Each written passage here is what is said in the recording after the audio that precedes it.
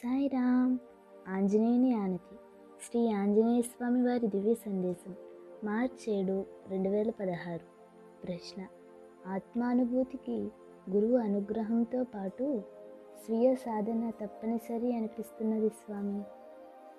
సమాధానము: ఒక కవి వ్రాసిన దానిని స్వామి ఇలా చెబుతుండేవారు. నా గురువు నీవు చైతన్యానివి అని చెప్పేవారు. నేను ఇది విన్న తర్వాత ఆ చైతన్యాన్ని గట్టిగా పట్టుకున్నాను.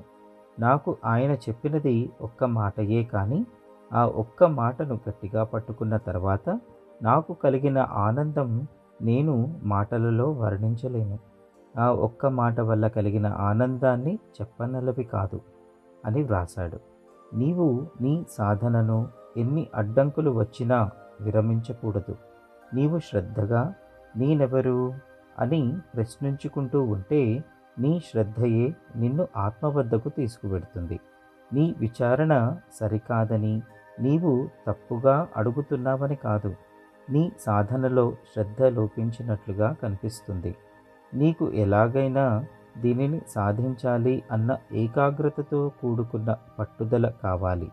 నీవు ఆత్మవే, నీవు శరీరానివి, మనసువి కావు. నీకు శరీరం మీద, మనసు మీద ఆలోచనలున్నంత కాలం నీకు ఆత్మానుభవం కలగదు. సాయిరామ్.